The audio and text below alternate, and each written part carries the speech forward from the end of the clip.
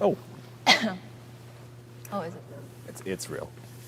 Good evening and aloha everyone. Thank you so much for joining us. It's Tuesday evening. It's time for Tuning Up with Iggy and Dave, presented to you by the Hawaii Symphony Orchestra, live from this beautiful Hawaii Theater Center. Dave, how are you today? I'm very excited. You're very excited because? Yes, because I feel like we're on an episode of The Voice tonight. We've got our 4 judges. We're all going to turn our chairs around. That's the right show, right? I don't watch TV. Yes, okay. yes. It's been a while since I watched. And then we're going to announce the winners of the Nahoku Opio, our Young Stars program. And what better way to do that than this evening than with 2 of Hawaii's best educators. Educators, violinists, artists, teachers, mothers, but last but not least, holders of doctors of DMA, music arts. Sorry, I'm not a DMA myself, so I had to think about it. The doctors are in the house. So happy to welcome Dr. Yuseon, Dr. Nikki Ebisu. Thank you so much for joining us tonight. Let me ask you first, how nervous are you? Do you get nervous being in front of Dave? Yeah, I'm actually pretty nervous. Pretty nervous? Yeah. I know we were very eager to ask you to come on the show, but both of you were like, yes, I think, but let me first check. Yuseon, are you nervous? A little bit. A little bit of maybe this is after hours. We're not teaching. None of us are teaching anymore tonight, so we have a little bit of a drink. Aren't you always teaching, Iggy? Absolutely not. Oh, okay. All right. So, am I the one announcing today's wine, or should we announce that?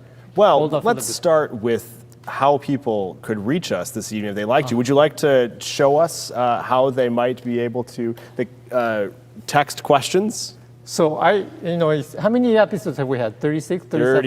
This is 37. This is number 37. So I still don't know the number to text to, but I know that I'm supposed to go like this. So please use that number to text questions you may have about the orchestra, the symphony, about Dave Moss, if you have any questions for him, or to Dr. Yuseon, Dr. Nikki. We're looking forward to hear from all of you. We also want to thank you for being so faithful to the symphony and to the show, for supporting us week after week. What are we drinking this evening, Iggy? Again, I feel like I'm doing all the talking tonight. Okay, so this is actually a wine from Central California, but it's called Le Cigare Volant, which means the flying cigar. The cuvée O Mua Mua, which I believe is a scout in Hawaiian. It's a 2018 wine, a mixture of Grenache, Cinsault, and Syrah grapes. I drink it after the show. I believe, Nikki and Yuseon, you had a little bit of a sip, but I guess I'll keep talking. Oh, no, are we talking or are we not talking? Okay, the mics, how are we doing the mics? The mics are okay? Okay, good. How is the wine tasting? It's wonderful, Iggy. It's as beautiful as it sounded when you pronounced it. Great. We have a quiz question. That's a good place to start. Yes, but first, that's the wine. why we talk about Yes. the wine, because we have a quick quiz question. The wine this evening is from our good friends down the street here in Chinatown, Hosser Wines. They support us week after week. And if you have the correct answer to tonight's quiz question, the answer is viola. You will win this bottle of wine. If you are over the age of 21 and live on the island of Oahu, we will deliver this to you. Iggy, take it away. Well, every week, sometimes we come up with brilliant trivia questions, Dave and I, but sometimes the guests come up with brilliant questions. So, Yuseon, please, you came up with this idea. Go ahead, please. Well, so how many violin concertos did Max Brooke write? Yes, and we're talking about single violin concertos. Yes, written for solo violin, not counting the others. Yeah, and the Scottish fantasy. And the Scottish fantasy, absolutely. So we're not counting concertos that include, say, viola. No. Okay. So in fact, you know, I Really? was talking about those Max Bruch, and I was doing a radio interview, and I said on the air, you know, but he's one violin concerto. Anyway, I got scolded later because I gave the wrong answer. I mean, I didn't know what the right answer is. But anyway, Dave. So how many violin concertos has Max Bruch written? Well, the winner will get the wine bottle. Yeah, and the wine inside of it, not just the bottle. Okay, Okay, on to the show. Dave, Yes. please start it off. I always like to ask the very simple question of take us back to the beginning. Who are you asking first? Oh, Oh, me? Okay. yes, Nikki. Well, my story is a bit different than the usual music student, but take it back to the beginning as my music career. Sure. Okay, well, The beginning can be anything you want it to be. Oh, that goes deep. But well, my music career actually started before I was even born. Surprisingly, my mother met Dr. Suzuki before I was even born. That's Dr. Shinichi Suzuki, the founder of the Suzuki method. And she was living in Denver, Colorado, and Dr. Suzuki, I'm sure many of you have seen the photos or the video footage of Dr. Suzuki with all those little children, like 4 years old, playing the Bach double concerto. So he brought his tour group to to the U.S., and he had a U.S. tour. And so my mother saw this and was just mesmerized by this and said, okay, my future child is going to do this. And so I think she might have been pregnant with me. So she decided, okay, this is what my future children are going to do. And read all his books and walked up to him and said, what do I need to do? And he said, you need to listen to the recording 6 hours a day. So I think 20 years later, I asked her, did you really do that? And she says, of course I did. So well, no wonder I kind of went crazy. But so that's where I started. And I think maybe when I was 2 and 3 and 4 in Denver, Colorado, I observed people's lessons. I didn't actually touch a real violin until I was maybe 4. What did you touch before that? What? Were you a macaroni box with a ruler? I was a carpenter violin, carpentry, fake wooden violin fancy. with a, like this. I'm a Suzuki kid as well, and we've discussed Knuckles. the Suzuki pre-violin. Pre-violin, cracker Right. jack box, or is a today we use foam violins. Technology. I know. So I'm sorry, how old were you? 2? 2. Yes. Okay. 3, 2, 3, yeah, somewhere in there. So so moving forward, I moved to Japan around the age of 4, and I finally actually got to study with Dr. Suzuki's assistants. I lived in Tokyo, but I had the privilege of studying with Dr. Suzuki, some in group lessons, and interacting with him every summer. And then around the age of 9, I want to say, I completed the Suzuki method, and I moved on to the Toho Music Preparatory College Prep Program, Toho Academy, Toho College Universities. It's probably the equivalent of Juilliard in Japan. So, and I went on to do that. I studied with Sumiko Edo sensei, and she's actually a violist. So I have maybe violist technique. Hey, but I'm a violinist. I didn't want to interject in Of the course, middle of please. your viola talk, but I assume that a lot of students in Japan want to study with Dr. Suzuki? How did you get to his studio? Well, I mean, I didn't study with him, only him. I studied in Tokyo at the Suzuki Talent Education Institute. So he has many schools in Tokyo, but if you participated in his summer program in the Matsumoto, yeah, I mean, you just had to be a very loyal participant of his program, and you got to study with him. So it was, yeah, I guess my mother was a very dedicated. My brother studied Suzuki cello.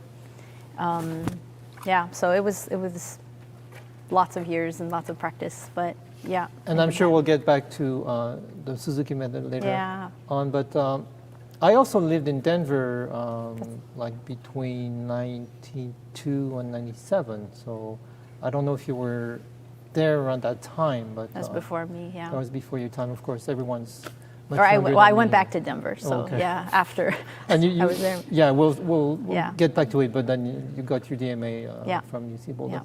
Yeah. Yuseon, Oh. your beginning, please. Oh, well, I mean, I guess my mom wanted me to play music. So I started taking piano lessons when I was 3. And then I started violin at the age of 6 or 7. Because she wanted you to switch to violin, or because you wanted to play the Well, violin? she signed me up for violin lessons. Yeah, yeah, it was her idea. It was her idea. Yeah, yes. I guess I wasn't like really progressing on piano. Wait, is she a musician? No. Like none of my family. Yeah, like yeah. But they love music, so they wanted me and my sister to do music. And then I went to arts middle school. Okay, so that's actually a very renowned, famous Oh yes, school. yes. What is the name in Korean? Oh, Yeewon Middle School. Yeewon Middle School. Yes, Yeewon Arts Middle School. Yes. So And again, just like Nikki, I'm assuming a lot of kids want to get into that middle school. yes, very. So did you have to audition and play Pagani Caprice? Or what? Oh yeah, we had the audition, and the audition piece was, I remember, Mozart Violin Concerto No. 5 and Handel Sonata for my year. Well, yes. So I went to arts middle school, and actually, Kiwon and Songchan. Okay, so those Yeah, those are like two dear colleagues of the Yeah. orchestra. yeah, in the Yes. Hawai'i Symphony, and also Jinju Cho was also in our year. Yeah, she soloed with us Hawai'i Symphony. once Really? or twice. I think Twice. Yeah, she's been to Hawaii twice. Twice. Maybe she soloed with the orchestra once, but You were playing the Mozart what now when you were how old? I was 11, 12, and Mozart's Violin Concerto No. 5. Huh. Yeah, that was the audition piece. wow. Wow. Because Yeah. usually you start 3, 4, 5. I remember I did actually 2 or 1 later on, but I was on like Suzuki Book 4 at that point, so. Bravo. so I'm sorry, Yuseon, please. Yes. Oh yeah, and then I went to arts high school. So I mean, yeah, once you're in the arts middle school, your path is pretty much set, yeah, right? So I didn't, really, yes. So and then I came to America after 1 semester of college in Korea, because I wanted to study with Ekwandes, at IU. So. But I'm sorry, but I think you're skipping an important part. You also went to a very prestigious college in Seoul, no? Oh, Seoul National University. Yes, that's Yeah. And that's yes. kind of a very renowned school too. That's where my father Oh, went. you're. Oh. But anyway, sorry. Yeah. So you spent 1 year there, and then you. 1 semester One there. semester. Yes, because in Korea the school year starts in March, so I did 1 semester, and then came to U.S. and yes. And so, where did Dr. Ekwandes teach? Oh, Indiana University. Indiana. We went to the same school. Yeah, I'm a IU alum, except I just was completely lost all the time I was there. Anyway, but you were. I was there for 6 years. I did my undergrad and master's there, and that's where I met my husband, Michael Lim. Yeah, he was there. Wait, I know him. You know him? I think so, yeah. Oh, the violinist. Very in the famous, yeah. Famous violinist. Son of a Dr. Jeffrey Lim, I believe, correct? Yes. One of our dedicated associates as well. Yes. I think he's watching it. I don't know. Is Mike watching? I think Tonight? so. Yeah, Okay, maybe. so we can say hello, Mike. Hi, Mike. Thank you Yeah, for my being daughter too. supportive. Maybe. Yeah. Tonight is about your wife, not about you. Yeah, and then after 6 years at IU, I went to Eastman to do my doctorate there, and I studied with Federico Agostini. He's the nephew of famous Franco Gulli. Right. So just to put things in perspective, again, I'm the oldest guy here on stage, and so Yuseon studied with Federico Agostini. Federico Agostini, who is the nephew of Franco Gulli, and Franco Gulli is the teacher I studied with. Yeah, So very famous. I'm like one generation or two older than Nikki and Yuseon. So, Nikki, before so I wanted to ask both of you. We're skipping through your masters, but a DMA takes a whole lot of commitment, hard work. You have to practice. You have to spend time in the library, and there are only 24 hours in a day. What kind of determination did it take? And once you started your DMA studies, did you know it was going to be that demanding, or did you expect it, Nikki? You know, it sounds really strange, but it was the easiest degree I got. I know that that sounds really strange, and it's because I finally figured out how to study. And I finally figured out like what drives me and what interests me, because my undergraduate, I was kind of like, oh, what do I want to do in my life? I don't really know. I was actually pre-med in my undergraduate, and my music degree was kind of like, I don't know what I'm doing. My master's was also kind of like, I don't know where my focus is. Is it just chamber music? Is it solo? Is it orchestra? And finally in my doctorate, I was kind of narrow. And you know, after studying and procrastinating, and you're not really motivated, and you really don't know where you're going in your life, finally I was like, oh, I see. You have to study when you're given the assignment. And you have to get your paper done immediately, and this is how you make an outline. This is how you listen to a lecture. This is how you write a paper. And I was like, oh, this is actually kind of easy. And I mean, it wasn't easy, but it was a lot easier than my first two degrees. Focused. And I was focused, and I knew what I was doing, and I knew where my life was going. And I was actually still mid-degree when I moved to Hawaii. I moved to Hawaii for the symphony, actually. And so in my final year of I was, we call it ABD, all but dissertation. So I had done all my coursework, and all I needed to do was write an 80-page paper. But so I just thought, oh, how wonderful! I could play in an orchestra, and I can just study and write my paper on the beach. So, so I moved to Hawaii in my final year of my doctorate, but it was so wonderful because I had this wonderful orchestra. Back then, it was the Honolulu Symphony, and wonderful people, wonderful music, and at the time we were struggling. It was 2006, I think. Yeah. But it was just, I knew what I wanted, and I knew what was driving me, and so it was, yeah. Very interesting. Before I ask Yuseon the same question, maybe I was spacing out, but Dave, did you have in mind when we would make the announcement about the Nahoku Opio? In the middle? Are we saving that to the end? When the time is right. When the time is right, and Dave knows when the time is right. Yuseon, Yes. Let me ask you something, and I hope I can ask it the right way. Being sort of a international student, a woman, did you feel that when you would tell people in the academia, or teachers, or students, or peers, whatever, that I'm doing a DMA, did you ever come across people say, oh, you should not worry about doing a DMA, just get married and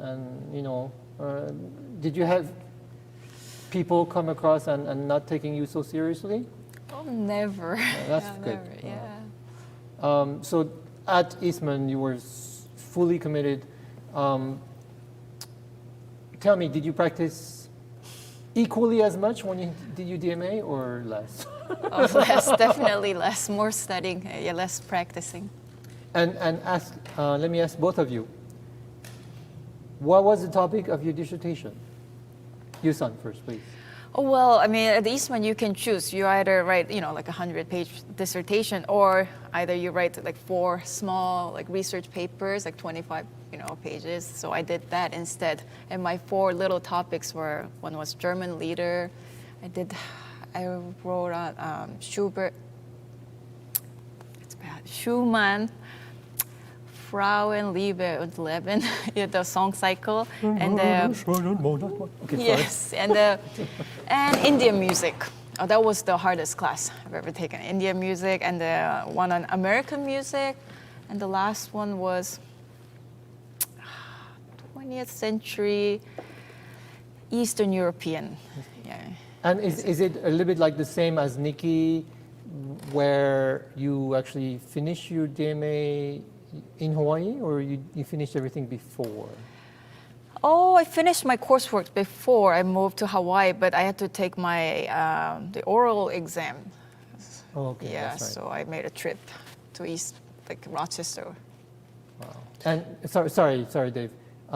Did your parents say, were you parents supportive, or did they say, well, you're done with school, you should not worry too much about, or did they say, you should do a DMA? Or Oh, they were very supportive. Yeah. because sometimes I don't know. I mean, I don't know how you feel, but sometimes Korean parents can kind of tell you what to do and when it's time to stop. And I guess things like DMA was what they wanted. that. The DMA was one. Yeah. Sorry, Dave. Why was a violinist writing about song cycles? Oh, well. What was it your interest, or? Oh, well, that's the class I was taking. Yeah, Okay. Yeah. Okay, interesting. Yes, you have to take all these like classes, like music history or theory Okay. classes, like not just in your major, but So the Yeah. focus isn't a DMA on violin pedagogy, it's a broader range of musical knowledge. yes. Yes, the history of the viola concerto, those important facts that are important to all violinists. Nikki, what was your dissertation on? I won't make you defend it, I promise. I can remember what it was. I had a lecture recital, but I had to write a 30-page paper first.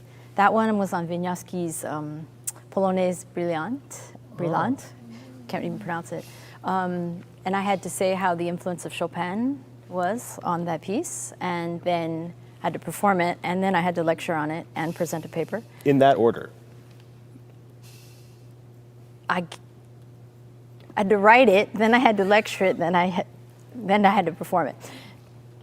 Then my paper was Strauss's Ein Heldenleben.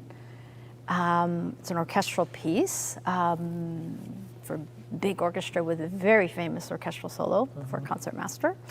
And I had to talk about how the soloist, the concertmaster's bowings and fingering choices can actually affect the solo and the difference in the solos. So I contacted all the major concertmasters in our country, including Minnesota, San Francisco, Cleveland, Boston, et cetera, I think I said Minnesota already, and New York, and they provided me with their fingerings and bowings, and I compared them.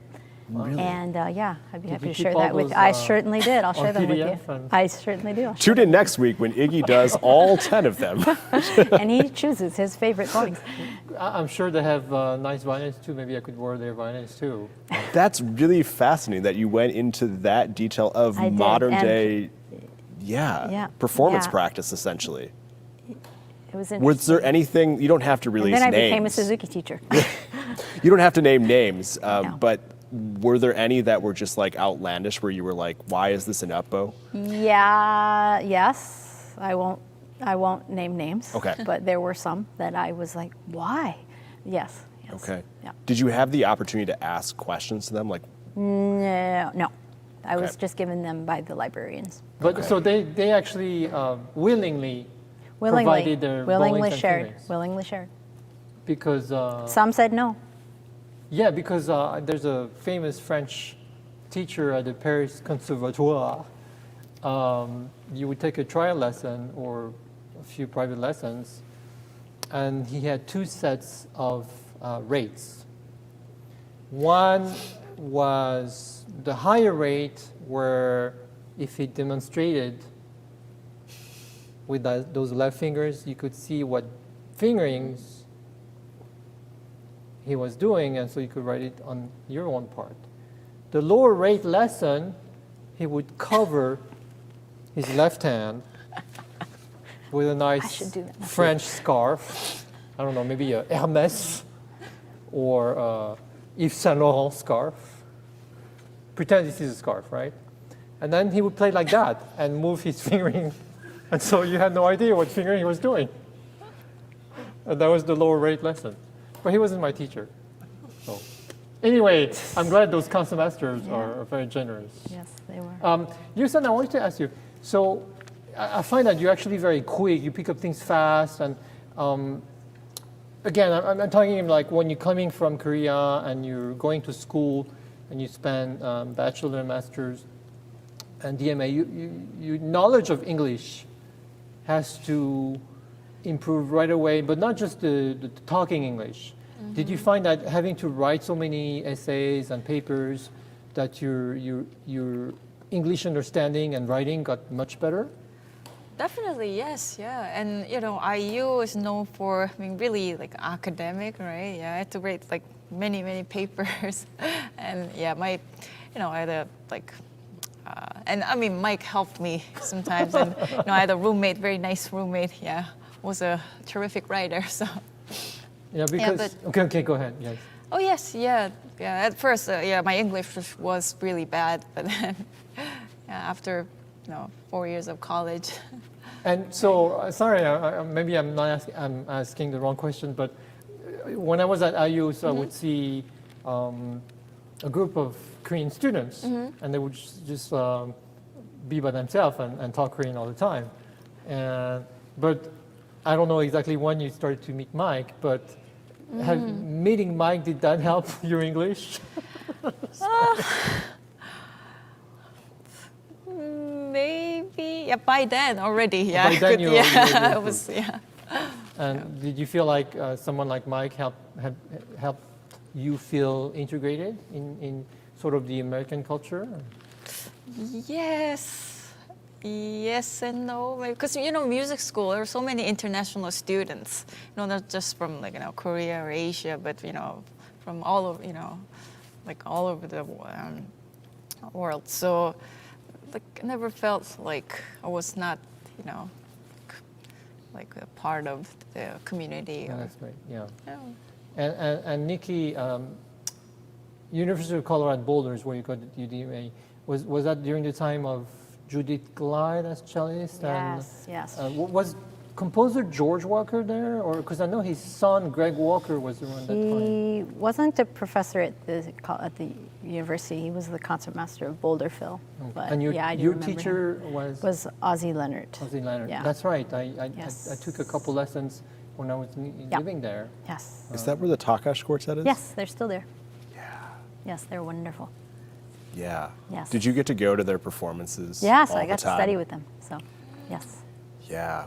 Amazing quartet. yes. Their then Bartok recordings. Yes, they are wonderful. Yeah. And Judy Glide, who he's referring to, was the cellist of the Manhattan String Quartet. Yeah.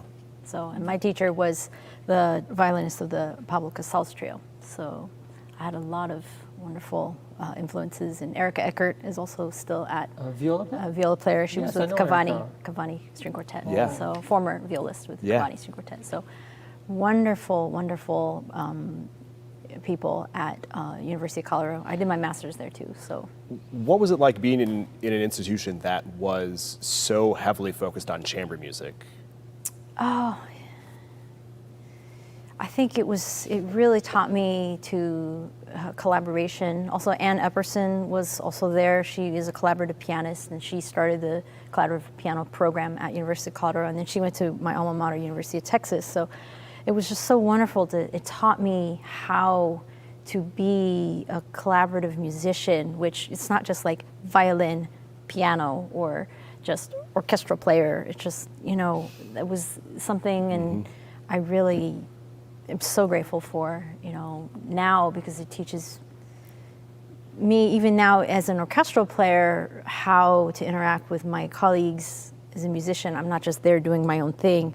I'm really, trying to interact with the other sections or with my concertmaster and, the other sections. It changed me as a musician, I think, so. And Boulder's a fun town. I remember, It is. It's very different. You have Boulder and Denver and then Colorado Springs. But actually, a true story, Dave, is I was in Boulder once, and I went to a bakery, and they had baguette, and you could sit down and have breakfast.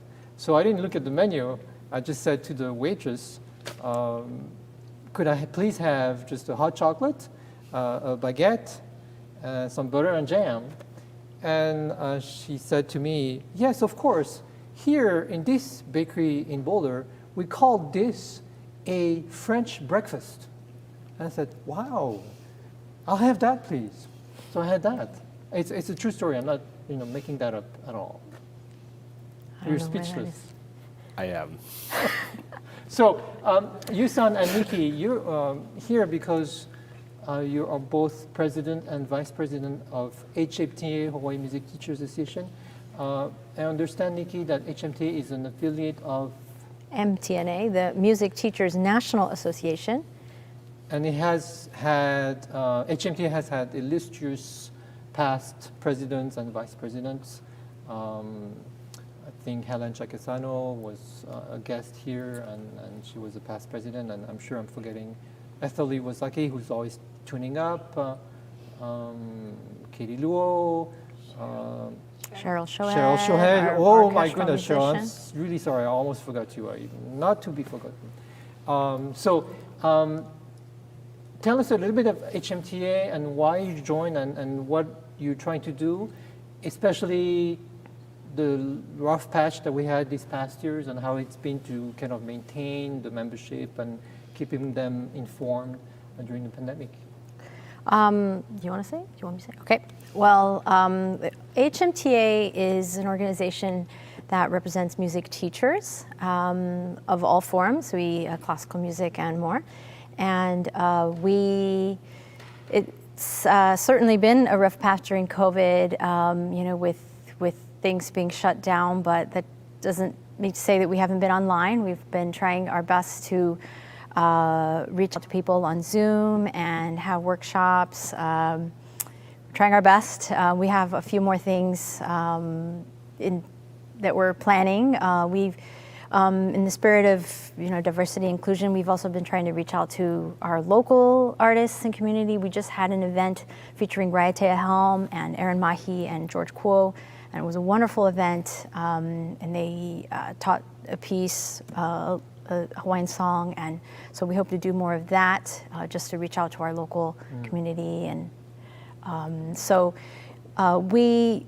our goal is to foster our students, and without our music teachers, we don't have our future students, and that's so important to us. And many of our music teachers are members of the Hawaii Symphony, so it's really important to us that we continue this organization and the growth of our organization, and we reach out to other islands as well.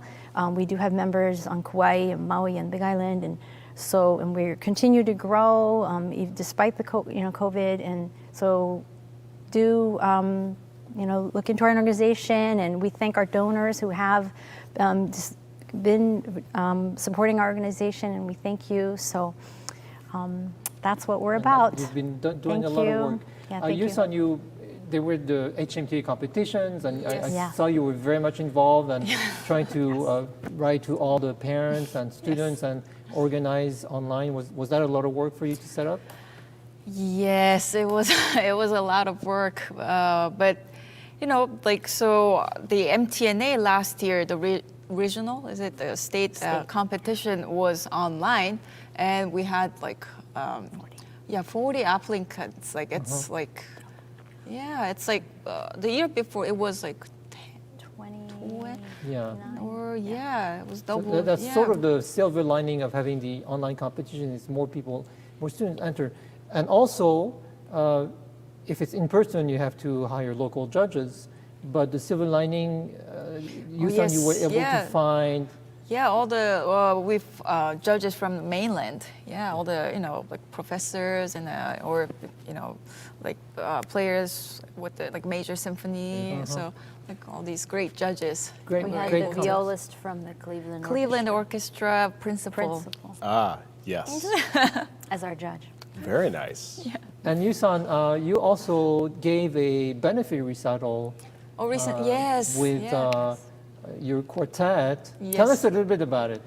Oh well, it's the newly formed quartet, 3.5K. Okay, tell us why it's called 3.5K. Oh, wait, that please. should have been the trivia Oh, question. it's Yeah, not it's the anymore. 3.5. Can you guess?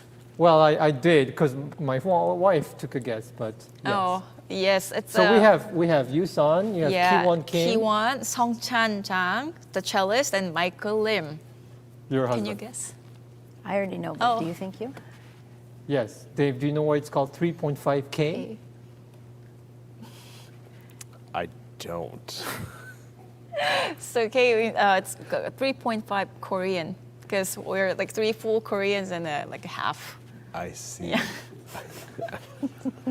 So Dave is a runner, and I'm sure he was thinking Oh. kilometers. Yeah.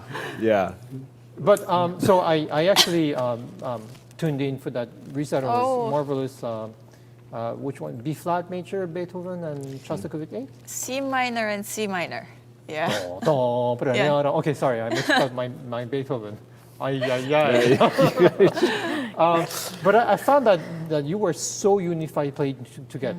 Like you were just like a bullet that's just so unified and just straight and just going where you need to go. Did you find that you had this similarity playing together, or did you actually work on it? I mean, we had to work on it, but I think like the chemistry, was there because I guess the three of us, Ki-won, Sung-chan, and I, we've known each other since middle school. Yeah. And maybe like you should say a little bit more about that middle school. It's very competitive. I don't know, like in Korea, so we have this playing exam at the end of every semester. And then they rank you from, top to bottom. We had like 40 violinists and then, like rank 1 to 40. I mean, I think that's very cool. Yeah. But from like American Do standard. they still have it Oh, now? yes, yeah. Like from middle school, high school, even in college. And then the orchestra seating, you have to,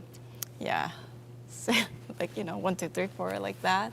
So, well, It's tough. I mean, like, so very tough.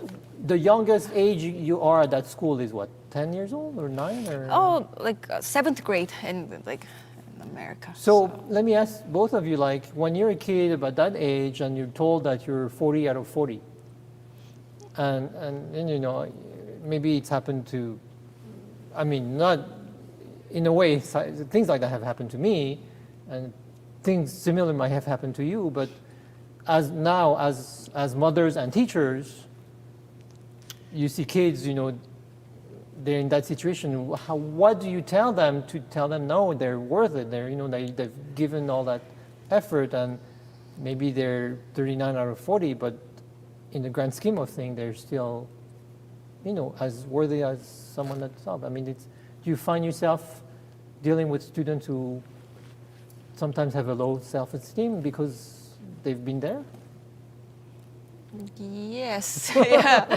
It's a tough question. I mean, not just like playing or your major, but every subject was like that in Korea, and I don't know if it's still like that, but like I was like I don't know, like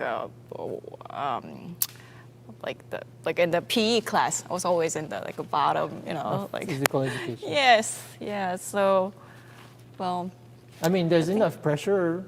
I don't know, Nikki, how your kids are older than Yuseon, so at some point they're going to experience maybe things like that. Are you it's easy for me because I don't have kids, but are you prepared to tell them how to deal with it? Yeah, I mean, as a mother, it's something I deal with, at home that I see, and as a teacher as well, like, we're not going to be the best at everything that we do, but as long as you try, and I can hear my son saying at home right now, there's no such thing as try. You just do it or you don't. I can hear him saying it right now. But as long as you give your best effort, it's,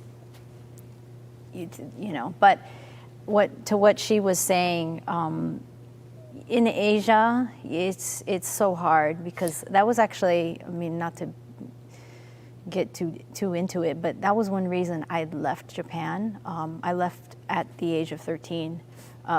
Was because of the cruel nature of how competitive it got, and I was, I had a hardcore tiger mom, and I was going to this really, rigorous school of competitiveness, and I was a strong player, but I couldn't keep up with this, it just was too much for me, and I just got so overwhelmed, and being Hapa in a Japanese country. I did go to an international school as well, but it was very hard. At the Japanese music school, like she was talking about, I went to, it's intense, and the better you are, the more catty the parents, right? Oh, don't be friends with that person because she's good. So I got bullied, and it was hard, and I finally couldn't take it. So I picked up and I moved to the States, and I moved to Oklahoma City the year of the bombing. I don't know if you remember that. That was a big 95. It's actually, I moved in 94, and then, so that year it was the biggest culture shock of my life because I went from Tokyo to Oklahoma City. So I went, and then the bombing happened. So, so that was an adjustment in itself. And then, going from this high intense, music, and then I actually took a hiatus from violin for 4 years. I couldn't handle it anymore, the pressure. So, and I think that was probably the best thing for me, was just taking a break and really reassessing what's important to me, taking a step back from that. So I guess that's my long answer to you. No, it's very well said. Can I ask how, with the experience that you both had growing up in that atmosphere, how has that impacted your own studios and the students that you work with? How do you foster a collaborative environment that is supportive with your own students? Okay, I'll go first. Because I had those experiences as a child, because I had like the hardcore tiger mom, like that book, The Battle Hymn of the Tiger Mom, I think that's the book. Like that book was my life. I felt like when I was reading that book, I was like reading my own biography. Like I had never been to a birthday party, I'd never been to a sleepover, I had never traveled. Like I practiced 6 hours a day, and that was my childhood. And so it got that suffocating that I didn't, and I even actually was like anti-Suzuki. I was anti-teaching. I was anti-violin for a long period of my life. That's why I was, I studied pre-med, and I had to discover the passion for violin and for music myself and really rediscover it. And so now as a teacher, I realized that I really want my students to just enjoy it. Like, I don't want to be that type of teacher that, and everybody will have different reasons for doing things. They really may want to become a professional. They may be doing it for their resume. They may be doing it because their parents force them to, or they may do it because they love it. But I don't want to see them end up how I was. So I will push them as much as they want to be pushed, and I will back off when they want to be. And so I just I use my own personal experience as that. So that's my teaching philosophy. So. And Yuseon, there were three sisters who came to me, the mother, they were wanting me to teach, but they were actually Korean.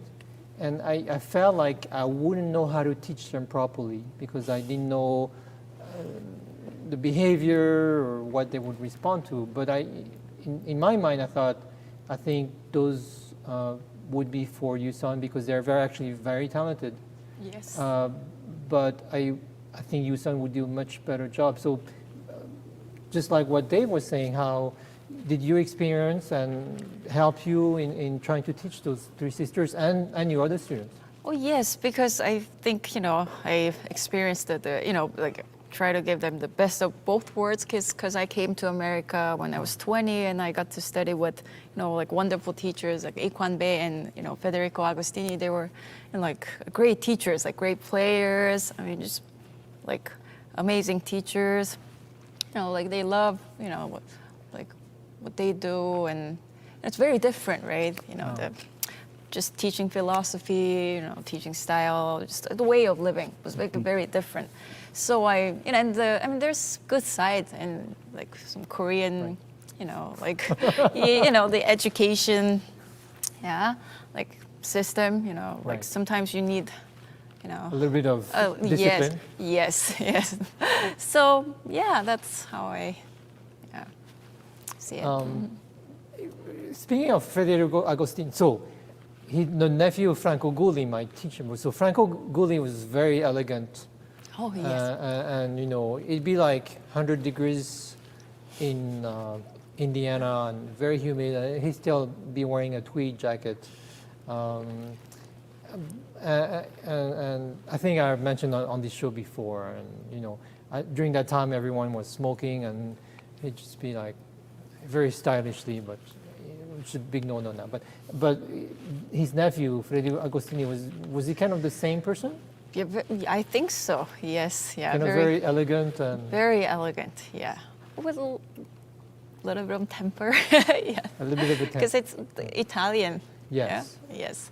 And yeah, very elegant man. Yeah, was very knowledgeable, and I mean his playing was so like great, like elegant. Oh yes, yeah. So yeah. I want to take this opportunity to transition into announcing the winners of our Nahoku Opio Young Stars program. I have to say, I was not a judge, and I relished the opportunity over the last couple of weeks, very stressful couple of weeks, as we've worked towards live performances again, to listen to all of the applicants and I was absolutely floored at the talent that's here, and it's a real testament to the teachers that are here in Hawaii and the phenomenal work that you all do to inspire the next generation of not just musicians who are going to be in the orchestra and in front of the orchestra, but also people who are going to be filling the concert halls and educators and all of those important parts of our society. Today was one of those days where I got an email from a local politician talking about a STEM program, and I fired back my response that it's a STEAM program and we need arts in every aspect of our education, or else the rest doesn't matter. And so I have to congratulate everyone who applied to the program.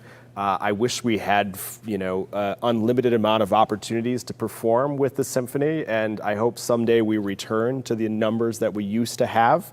But for this year, it is 3 winners that we were able to choose to solo with the orchestra this summer, in the months of May, June, and July, in performances to be announced at a venue to be announced that's outdoors and in Waikiki.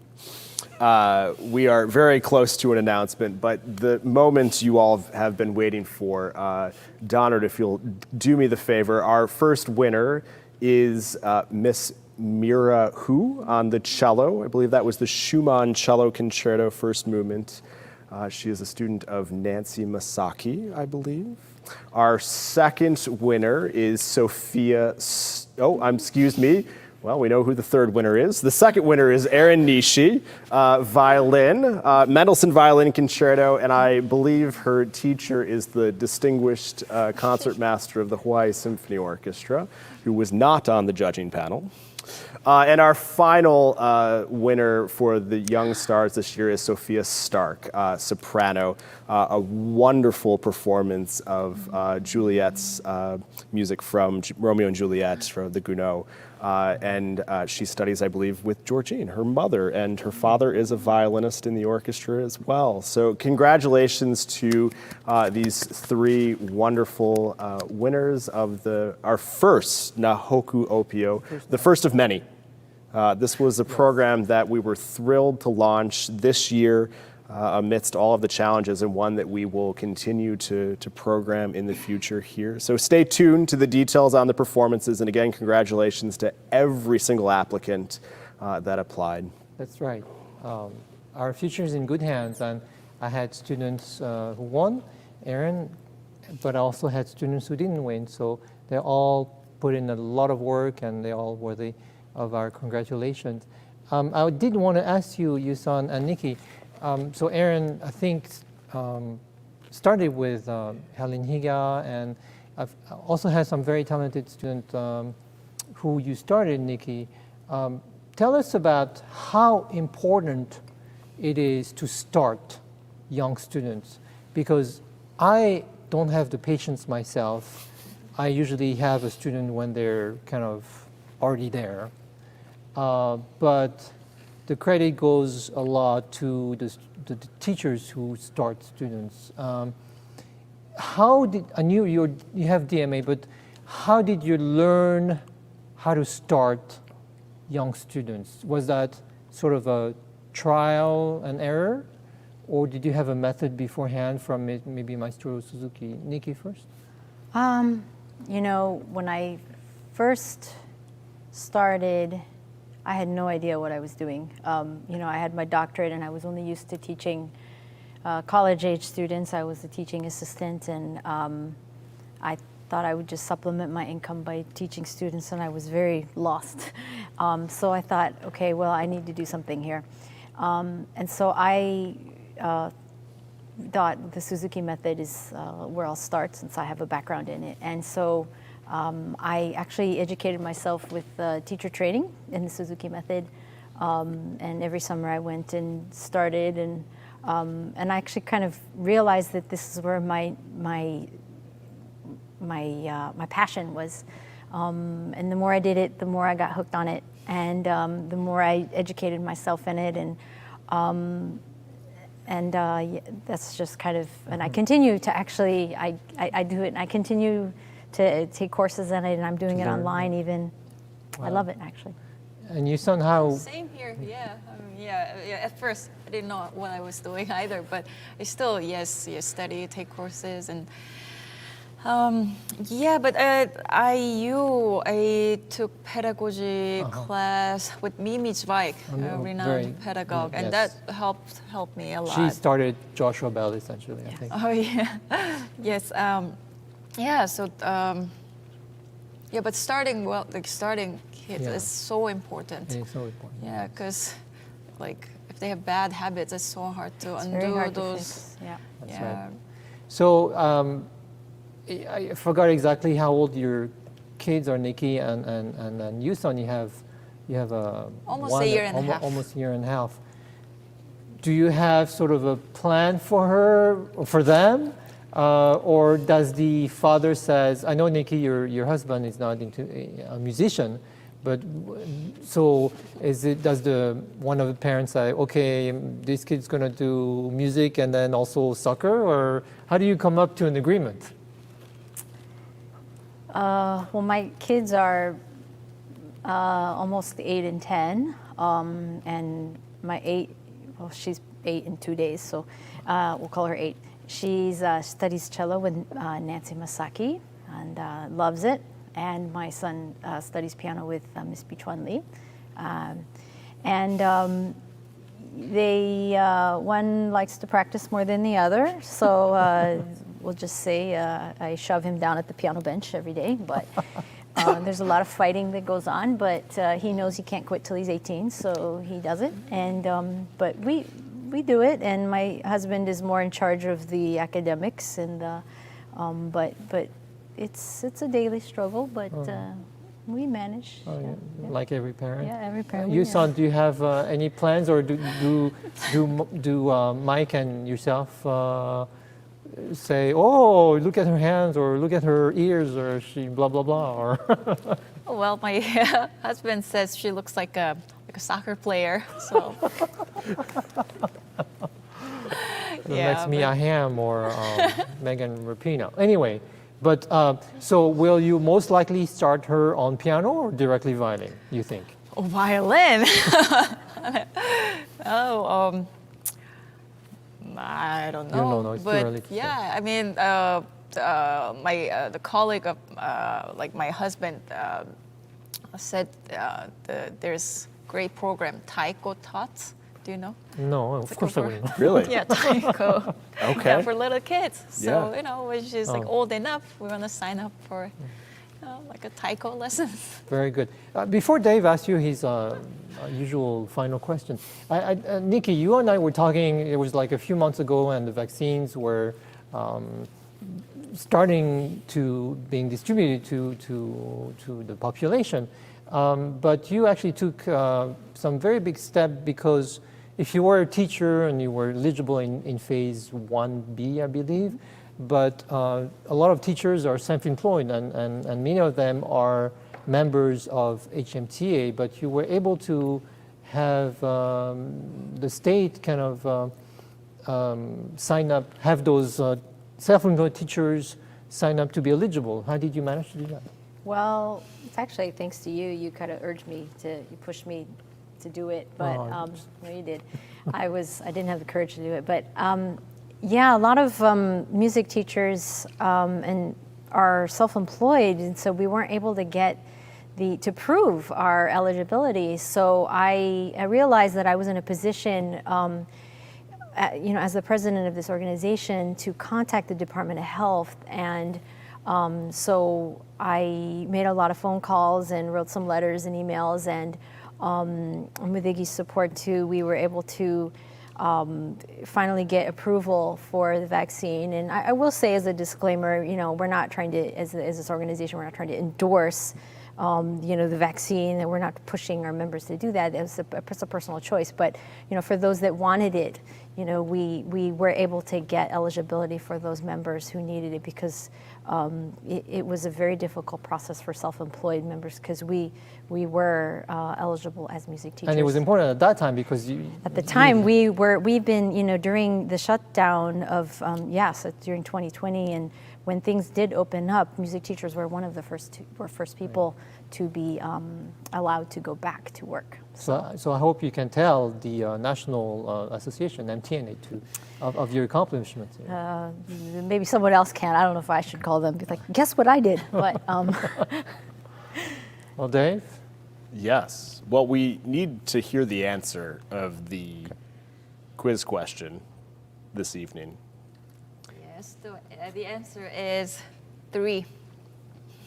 So Brooke wrote 3 violin concertos. And you said that the first one is the only one that people ever played, but what did Max Bruch think of the other 2? Oh, he was very sad that people didn't play his second and third concertos. He thought they were like just as good as his first one. So. All right. Tune in next week when Iggy performs the second and third Brooke violin concertos. Well, we have your choice. You have your choice. The question that I pose at the end of every show is, what does the future of the Hawaii Symphony Orchestra, of symphonic music, what does it look like? And my favorite is to ask 2 educators who are also talented orchestra musicians. Future, I think it's like it's going to be very diverse and creative. We see a lot of like cross between genres, mediums, yes. and also like the with the technology. Yep. You know, like anything's possible. So it's gonna be very exciting. Yeah. Very good. Yeah. Yeah, I would agree. I mean, the future is in our students, and I mean, they are future entrepreneurs and you know, our leaders, and so we really need to target them. And I agree, the technology. I mean, if you look at the way they're learning right now, it's all about technology and media, and so I think that's a future that we should embrace. Great. As difficult it is, but Yeah. Well, I want to thank you both for joining Iggy and I tonight. It was an absolute pleasure to get to spend time with you both, and I look forward to seeing you on stage very soon here as we return to live performances, which we're close to announcing. And thank you all for your continued support during these uncertain times. The future is bright because of the children and because of our educators and the tremendous talent we have here in Hawaii. And I want to congratulate Sophia and Mira and Aaron one more time this evening. We're looking forward to your performances this summer, and I know that this community is looking forward to seeing you in front of our own orchestra here in Hawaii. So, Iggy, anything else? It was a beautiful evening, and thank you so much for joining us. Wonderful. We'll see you next Tuesday. We have a very special guest lined up for next week. Aloha. Thanks.